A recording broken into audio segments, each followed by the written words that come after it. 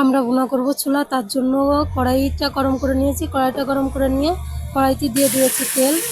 আর কড়াইতে তেল গরম হয়ে যাওয়ার পরে আমরা দিয়ে দেবো মশলা। মশলাটাকে কষিয়ে নেবো।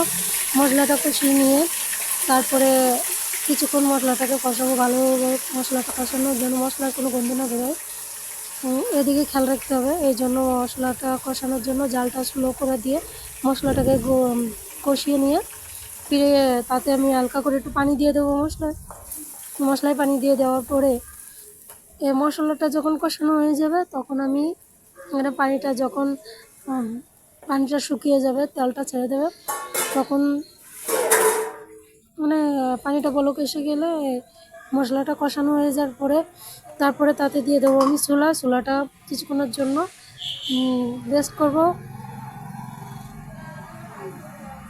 তার আগে আমি দিয়ে দিচ্ছি হলুদ, লবণ। আসলে আমি একদম নর্মালভাবে বানিয়েছি না, ওতে পেঁয়াজ মরিচ ভেজে দেয়। আমি পেঁয়াজ মরিচ কিছুই ভেজে দিইনি, না ভুনা করে দিয়েছি। বাস স্রেফ আমি মশলাটাকে ফিনিশ করে ব্লেন্ডার করে আমি কড়াইতে দিয়ে দিয়েছি। তেলটা গরম করে একদম সিম্পলভাবে বানিয়েছি, কোনো এক্সট্রা কিছুই করি নাই। সময় কম নিয়েই বানিয়েছি, সময় আমি বেশি নিইনি এতে। তো দেখতে পাচ্ছেন লাস্ট পর্যন্ত আমাদের কিন্তু পানি বলক এসে গেছে। লাস্টে এতে আমি কিন্তু ছোলা দিয়ে দেবো। আর ছোলা দেওয়ার সময় হয়ে গেছে। ছোলাটা দিয়ে সুন্দরভাবে নেড়ে চেড়ে কিছুক্ষণের জন্য ছোলাটাকে অত কষিয়ে নিতে হবে, তখন হয়ে যাবে আমাদের ছোলা। যার জন্য কিছুক্ষণের জন্য অপেক্ষা করতে হবে। তো অপেক্ষা করা যাক, সুন্দর করে নেড়ে দেওয়া যাক।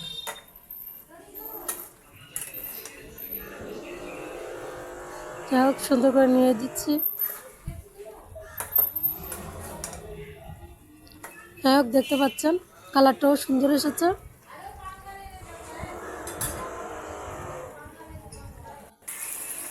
আমরা অপেক্ষা করি কিছুক্ষণের জন্য।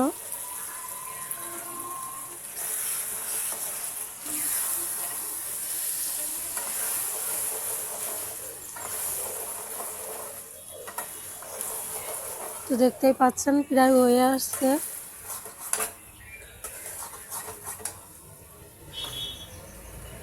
কেউ চাইলে অনেকটা শুকনো করতে পারে, আমি আসলে শুকনো করলাম না। আমি আসলে ভিজা ভিজা রাখলাম কিছুটা, ভিজাই রাখবো কিছুটা।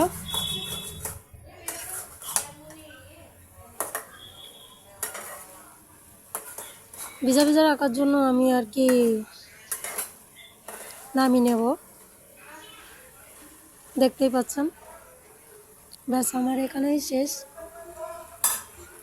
আমি নর্মালি